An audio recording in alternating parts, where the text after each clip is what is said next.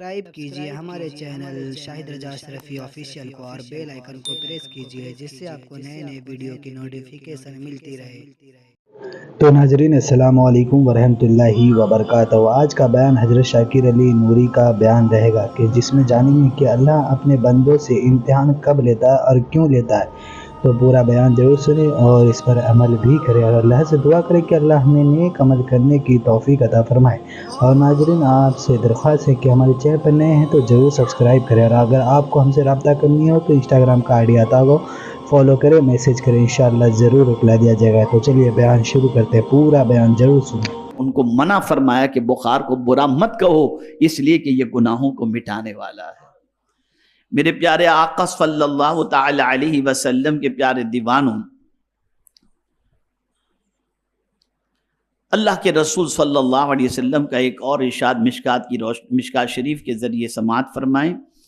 ام المؤمنین حضرت عائشہ صدیقہ رضی اللہ تعالی عنہ نے بیان کیا کہ حضور صلی اللہ علیہ وسلم نے فرمایا کہ جب بندے کے گناہ زیادہ ہو جاتے ہیں، غور سے سنیے گا، جب بندے کے گناہ زیادہ ہو جاتے ہیں اور اس کے عمل میں کوئی ایسی چیز نہیں ہوتی جو گناہوں کا کفارہ بن سکے، بندہ گنہگار ہے اور اسی کے ساتھ ساتھ اتنا گنہگار ہے کہ اس کے گناہ کی کوئی انتہا نہیں، بے پناہ گنہگار ہے، اور کوئی نیکی بھی ایسی نہیں جو اس کے گناہ کا کفارہ بن سکے، تو پروردگار کے پیارے حبیب صلی اللہ علیہ وسلم ارشاد فرماتے ہیں تو اللہ تعالیٰ اس کو غم اور پریشانی میں مبتلا کر دیتا ہے تاکہ یہی غم اور پریشانی اس کے گناہوں کا کفارہ بن جائے۔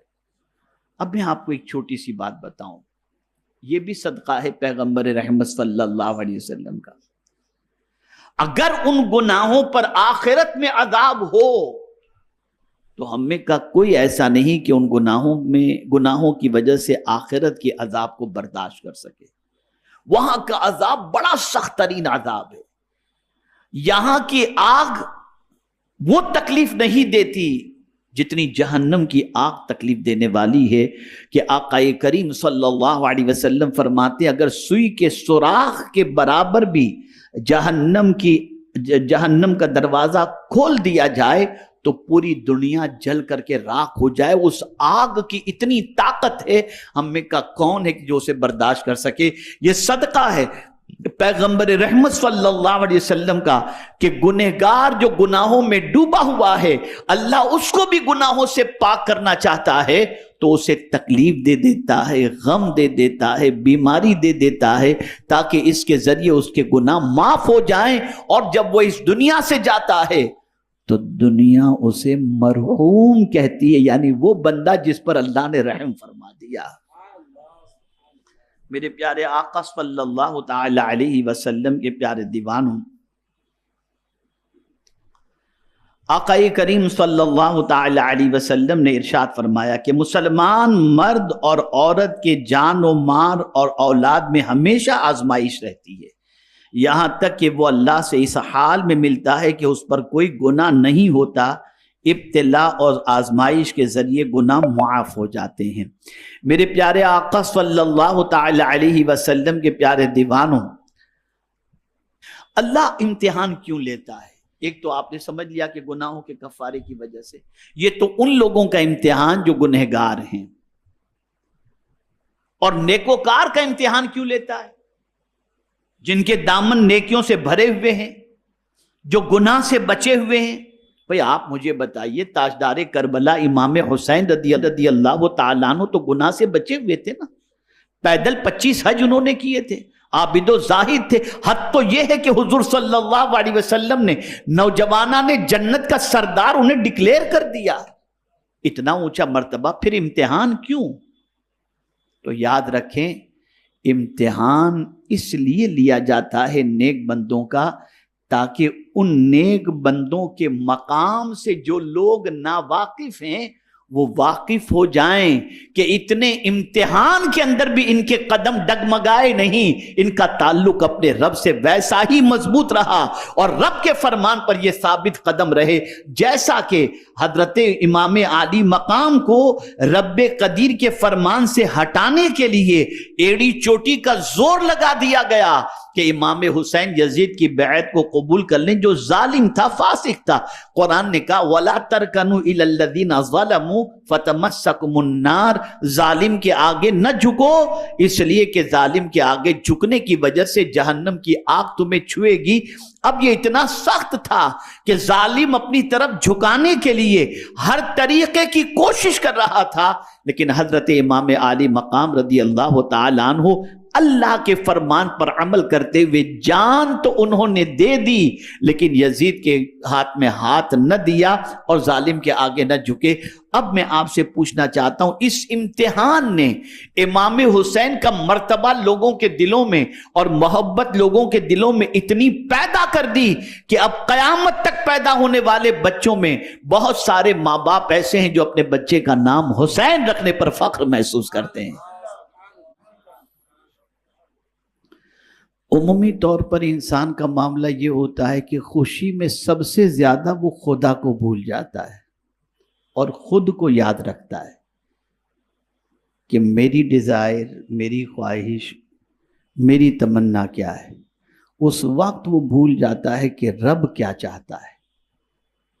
تو ہمیشہ یہ بات ذہن کے اندر رہے، جب اللہ عز و جل خوشیاں عطا فرمائے، نعمت عطا فرمائے، تو اس کا ذکر کثرت سے کیا کرو تاکہ رب قدیر تمہیں مزید خوشیوں سے مالا مال فرمائے۔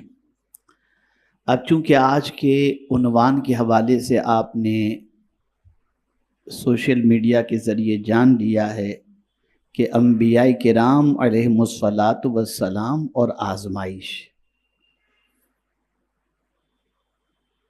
آزمائش جو ہے وہ ہر ایک کے لیے اللہ نے رکھی ہے، اور اس دنیا کے حوالے سے خاص طور پر یہ فرمایا گیا کہ یہ دنیا دار الابتلاء ہے، یعنی آزمائش کا گھر ہے۔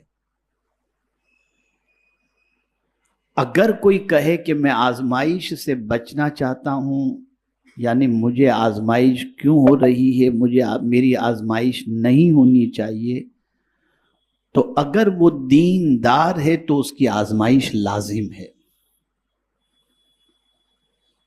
قرآن مقدس میں رب قدیر جل جلالہ نے فرمایا ان اللہ اشترى من المؤمنین انفسهم واموالهم بان لهم الجنہ، بے شک اللہ نے مومنوں کی جان اور مال کو خرید لیا جنت کے بدلے میں۔ تو جن دو چیزوں کو قدرت نے خرید لیا ہے، ان دو چیزوں کے ذریعے خاص طور پر آزمائش ہوگی، جیسا کہ اس نے خود قرآن مقدس میں فرمایا لَتُبْلَوُنَّ فِي أَمْوَالِكُمْ وَأَنفُسِكُمْ، ضرور بالضرور تمہیں آزمایا جائے گا تمہارے مال سے اور تمہاری جان سے۔ تو مال کے ذریعے بھی امتحان ہوتا ہے اور جان کے ذریعے بھی امتحان ہوتا ہے، اور پروردگار جل جلالہ نے واضح طور پر فرمایا وَلَنَبْلُوَنَّكُمْ بِشَيْءٍ مِّنَ الْخَوْفِ وَالْجُوعِ وَنَقْصٍ مِّنَ الْأَمْوَالِ وَالْأَنفُسِ وَالثَّمَرَاتِ، اور ہم ضرور تمہیں آزمائیں گے، کچھ خوف سے، کچھ بھوک سے۔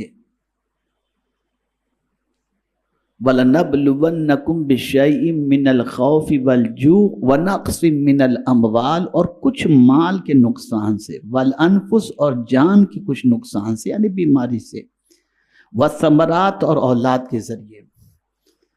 یہ کچھ آزمائش کے حوالے سے یہاں دیکھیں کہ تاکید کے ساتھ اللہ فرماتے ہیں ہم ضرور تمہیں آزمائیں گے۔ ایک واضح فرمان ہے رب قدیر جل جلالہ۔ تو ہم اگر یہ سمجھتے ہوں کہ دنیا میں ہماری آزمائش نہیں ہوگی یا امتحان نہ ہو، تو میں آپ سے ایک چیز عرض کروں کہ اس نے واضح طور پر فرما دیا کہ ہم ضرور تمہیں آزمائیں گے۔ تو یہ آزمائش کیوں ہے؟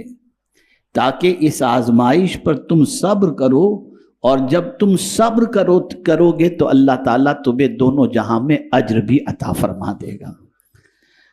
اب جس کا مرتبہ جتنا بڑا ہوگا آزمائش بھی اتنی سخت ہوگی۔ حضرت ابراہیم علی نبینا علیہ الصلاۃ والسلام، ان کا مرتبہ بہت اونچا، بہت بڑا مرتبہ۔ اب ان کی آزمائش کے بارے میں قرآن کیا کہتا ہے؟ وَإِذِ ابْتَلَىٰ إِبْرَاهِيمَ رَبُّهُ بِكَلِمَاتٍ فَأَتَمَّهُنَّ قَالَ إِنِّي جَاعِلُكَ لِلنَّاسِ إِمَامًا قَالَ وَمِن ذُرِّيَّتِي قَالَ لَا يَنَالُ أَحَدِ الظَّالِمِينَ۔ قرآن کہتا ہے کہ جب ابراہیم علیہ السلام کو ان کے رب نے کئی باتوں سے آزمایا تو انہوں نے وہ سب پوری کر دی۔ اللہ نے فرمایا بے شک میں آپ کو لوگوں کا امام بنانے والا ہوں۔ تو ابراہیم علیہ السلام نے کہا اور میری اولاد سے؟ فرمایا ظالموں کو میرا عہد نہیں پہنچتا۔ حضرت ابراہیم علیہ السلام، اب مرتبہ دیکھیے ان کا، مرتبہ اتنا بڑا کہ تاج خلیلی اللہ نے انہیں عطا فرمایا۔ جہاں ان کے قدم اس کو اللہ نے مصلی بنا دیا۔ وَاتَّخِذُوا مِن مَّقَامِ إِبْرَاهِيمَ مُصَلًّى، اتنا اونچا مقام کہ رسول اعظم صلی اللہ علیہ وسلم اپنے بارے میں ارشاد فرماتے ہیں کہ میں تو دعائے خلیل ہوں۔ آپ ذرا سوچیں، تو جن کو اللہ نے اتنا اونچا مرتبہ عطا فرمایا انہیں چند باتوں سے اللہ نے آزمایا بھی۔ اب اس آزمائش میں انہوں نے کیا کیا؟ فَأَتَمَّهُنَّ، جن باتوں سے اللہ نے آزمایا تو حضرت ابراہیم علیہ السلام نے وہ ساری آزمائش کے اندر ساری باتیں پوری کر دی، یعنی کسی آزمائش میں فیل نہیں ہوئے۔ اب جب وہ فیل نہیں ہوئے اور ساری آزمائش میں پورے اترے تو پروردگار نے فرمایا انی جاعلک للناس اماما، میں لوگوں کا تمہیں پیشوا بنانے والا ہوں۔ اور کیسا پیشوا بنایا کہ آپ دیکھیں، یہودی بھی انہیں مانتے ہیں، نصرانی بھی انہیں مانتے ہیں، مشرکین عرب بھی ان کو مانتے تھے اور مومنین بھی ان کو مانتے ہیں، یعنی ہر ایک حضرت ابراہیم علیہ الصلاۃ والتسلیم کو ماننے والا دکھائی دیتا ہے۔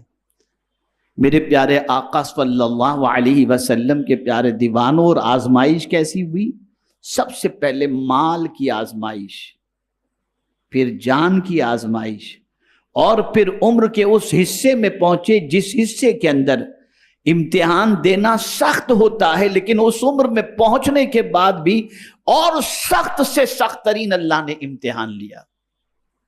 میں آپ کو بتاؤں، آپ جانتے ہیں کہ نار نمرود میں حضرت ابراہیم علیہ السلام کو ڈالے جانے کا امتحان ہوا، تو وہاں بھی حضرت ابراہیم علیہ السلام سے حضرت جبریل امین نے علیہ السلام نے عرض کیا حل لک حاجت یا خلیل، اے ابراہیم تمہاری کوئی حاجت ہے؟ اب آپ سوچئے، آگ میں ڈالا جا رہا ہے، سید الملائکہ اپنی طرف سے سپورٹ کی بات کر رہے ہیں اور کہہ رہے ہیں کہ کوئی حاجت ہو تو بیان کرو، لیکن قربان جائیے ان کو بھی بتانا تھا کہ میں خلیل ہوں، ذرا سن لینا، اللہ نے مجھے یوں ہی دوستی کا تاج نہیں عطا فرمایا، مجھے تجھ سے کوئی حاجت نہیں، حاجت بھی ہے تو میرے رب سے مجھے حاجت ہے۔ تو انہوں نے کہا کہ پروردگار ہی سے کچھ کہہ دیجئے، تو کہتے ہیں اس سے کیا کہوں، وہ تو مجھ سے زیادہ میرے حالات سے باخبر ہے۔ یہ کیفیت، میرے پیارے آقا صلی اللہ علیہ وسلم کے پیارے دیوانوں، وہاں بھی کوئی شکوہ نہیں۔ اسی طریقے سے مال کے حوالے سے ان کا امتحان ہوا کہ فرشتے لباس بشری میں آ کر ان کے سامنے اللہ کا ذکر کرنے لگے، انہوں نے بکریوں کا ریوڑ دے دیا، اس وقت بھی ان کا امتحان ہوا۔ اس کے ساتھ ساتھ حضرت ابراہیم علیہ السلام کا وطن ترک کرنے کا امتحان ہوا، اس کے لیے بھی وہ تیار ہو گئے۔ بیوی بچوں کو چھوڑنے کا حکم بے آب و گیا وادی کے اندر مکے میں حکم ہوا، اس کے لیے بھی وہ تیار ہو گئے، وہ بھی کر گزرے۔ اور پھر آخر عمر کے اندر جب اکلوتے بیٹے کی شکل میں اللہ نے حضرت اسماعیل علیہ السلام کو عطا کیا، جو کسی حد تک دل بہلانے والا تھا اور اس عمر تک پہنچ چکا تھا جس عمر میں وہ حضرت ابراہیم علیہ الصلوۃ والسلام کا ساتھ دے سکتا تھا. فلما بلغ معہ السعی، اس عمر کو پہنچے جس عمر میں دوڑ دھوپ کر سکتے تھے، معہ ان کے ساتھ، یعنی حضرت ابراہیم کا سپورٹ کرنے کی عمر میں پہنچ سکے تھے کہ حضرت ابراہیم کے ہر کام کے اندر وہ ساتھ دینے کے لیے تیار ہوئے تھے. اس موقع پر رب نے امتحان لیا، اور وہ امتحان یہ تھا کہ اپنے بیٹے کی گردن پہ چھری چلاؤ. اور یہ بہت سخت امتحان تھا. یہ اتنا سخت امتحان تھا کہ یہ امتحان خود قرآن کہتا ان ھذا لہو البلاء المبین. یہ بہت کھلی ہوئی آزمائش تھی، بہت بڑی آزمائش تھی. تو بتانا یہ مقصود ہے کہ میرے پیارے آقا صلی اللہ علیہ وسلم کے پیارے دیوانوں، اس دنیا کے اندر ابتلا لازم ہے، اور آپ نہیں جانتے کہ آزمائش کے پیچھے قدرت کی طرف سے انعام کتنا ہے. اگر کوئی آزمایا جاتا ہے تو اس آزمائش کے عوض کے اندر اللہ عز و جل نے اس کے لیے انعام و اکرام کتنے رکھے ہیں، اگر میں آپ کو بتاؤں تو آپ کی عقل دنگ رہ جائے گی. اور یہ نہیں کہ صرف حضرت ابراہیم علیہ السلام آزمائے گئے، تقریباً انبیاء کو آپ دیکھ لیں. حضرت یونس علیہ السلام کو آزمایا گیا، 40 روز تک مچھلی کے پیٹ میں رہے. حضرت یعقوب علیہ السلام کو ان کے بیٹے سے جدا کر کے آزمایا گیا. حضرت یوسف علیہ السلام کو قید میں ڈال کر آزمایا گیا، کنویں میں ڈال کر آزمایا گیا. حضرت موسیٰ علیہ السلام کو آزمایا گیا، حضرت نوح علیہ السلام کو آزمایا گیا. کوئی نبی ایسے نہیں جو امتحان کی وادیوں سے نہ گزرے ہوں. یہاں ایک نقطہ ہمیشہ کے لیے ذہن میں رہے کہ بہت سارے لوگ یہ تصور کرتے ہیں کہ ہم نیکی کے راستے پر چلتے ہیں تو ہماری پریشانیاں بڑھ جاتی ہیں. تو میرے پیارے آقا صلی اللہ علیہ وسلم کے پیارے دیوانوں، یہ فیصلہ الہی ہے. جو دین میں جتنا زیادہ مضبوط ہوگا اس کا امتحان بھی اتنا ہی زیادہ سخت ہوگا، اتنا ہی زیادہ سخت ہوگا. اب آئیے میں تھوڑا سا آپ کو سمجھاتا ہوا چلوں. اس امت پر سرکار صلی اللہ علیہ وسلم کے صدقے میں سب سے بڑا کرم یہ ہے کہ پہلے انبیاء کی امت امتحان کے اندر اگر فیل ہو جاتی تو اس امت کے چہرے کو مسک کر دیا جاتا، آسمان سے پتھر برسائے جاتے، زمین میں دھسا دیے جاتے.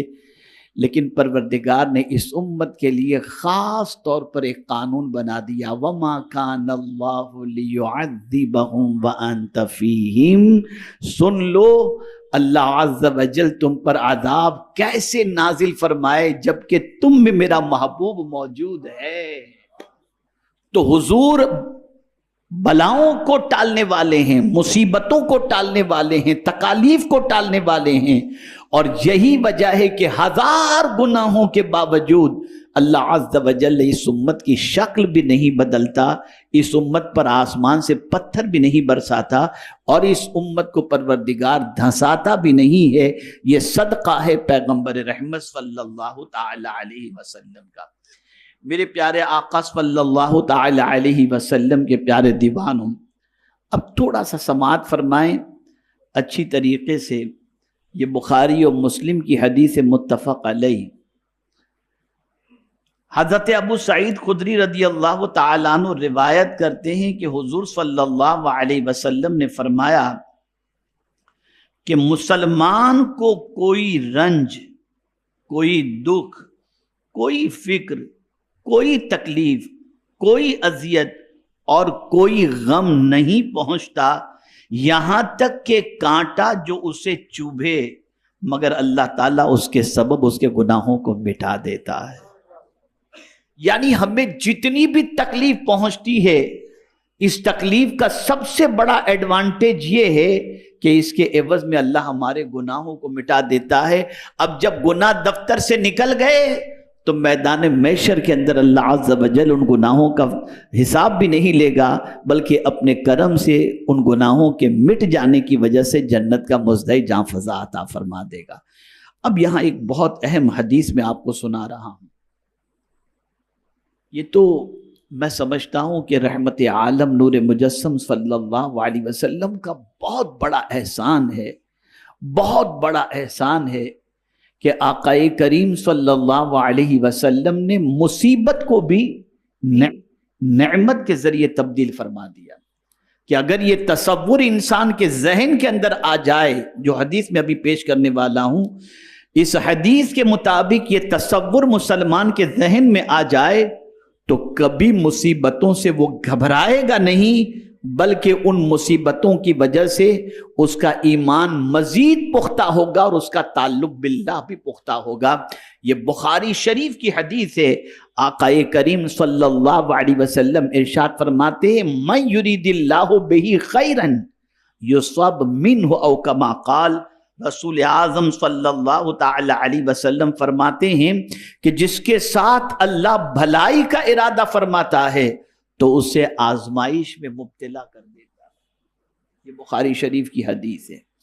ہمارے یہاں کبھی کسی مومن کو امتحان میں جب ہم دیکھتے ہیں تو ہم یہ سوچتے ہیں بیچارہ اتنی پریشانی میں، لیکن دوسرے اینگل سے اگر ہم دیکھیں، میں بہت اہم نکتہ عرض کرنے جا رہا ہوں، دوسرے اینگل سے دیکھیں تو اللہ تعالیٰ نے اس کے ساتھ کوئی بھلائی کا ارادہ فرمایا ہے، اس لیے اسے آزمائش میں گرفتار فرمایا۔ اب اگر آپ اور ہم یہ چاہتے ہوں کہ اللہ عز و جل ہم پر کرم کی نظر فرمائے تو کس کی دعا لیں؟ تو فرمایا گیا ٹوٹے ہوئے دل والوں کی دعا لو کہ ان کی دعاؤں پر فرشتے آمین کہا کرتے ہیں۔ ان مصیبت سے میں اپنی زندگی کا ایک واقعہ ماضی قریب کا، بہت زیادہ دن بھی نہیں گزرے، 1 مہینہ بھی نہیں گزرا ہوگا کم و بیش، میں آپ کو بتاؤں۔ ایک مسئلہ تھا جو تقریباً 8 مہینے سے مجھے الجھائے ہوئے تھا، اور ہر طریقے کی کوشش کے باوجود وہ مسئلہ حل بھی نہیں ہو رہا تھا اور کوئی اچھی خبر بھی نہیں آ رہی تھی۔ ذہنی طور پر کافی الجھن تھی، سمجھ میں نہیں آ رہا تھا۔ اتفاق سے سورت کے اندر ایک نکاح تھا، میں نکاح میں شریک ہوا، اور اس کے بعد رات میں جلسہ تھا۔ میں جب جلسے کے لیے نکلا تو مجھے بتایا گیا کہ ایک نکاح اسٹیج ہی پر آپ کو پڑھانا ہے۔ اب آپ مجھے بتائیے، پیشگی کوئی پلان نہیں، کوئی جو ہے وہ تیاری نہیں، اور ایسے ہی مجھے کہہ دیا کہ بعد میں پتہ چلا وہ ایک غریب فیملی ہے جنہوں نے میرے جانے کی خوشی کے اندر اس وقت پلان بنا لیا کہ بھئی حضرت آ رہے ہیں تو نکاح ہو جائے، حضرت نکاح پڑھا دیں۔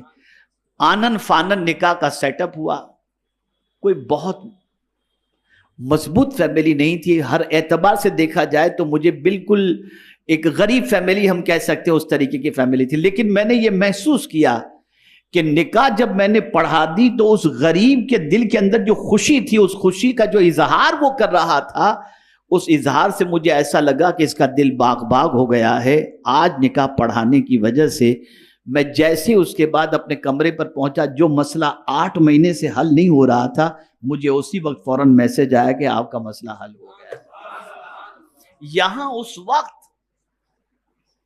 سوچنے کی تھوڑی سی عادت ہے، اور میرے ساتھ جو ساتھی تھے ان کو میں نے بتایا بھی کہ اگر ہم یہ چاہتے ہوں کہ اللہ ہمارے پرابلم کو سالو کرے تو بس ایک ہی طریقہ ہے، تم غریبوں کو خوش کرو، اللہ تمہیں خوش کر دے گا۔ تم بے قراروں کو خوش کرو، اللہ تمہیں خوش کر دے گا۔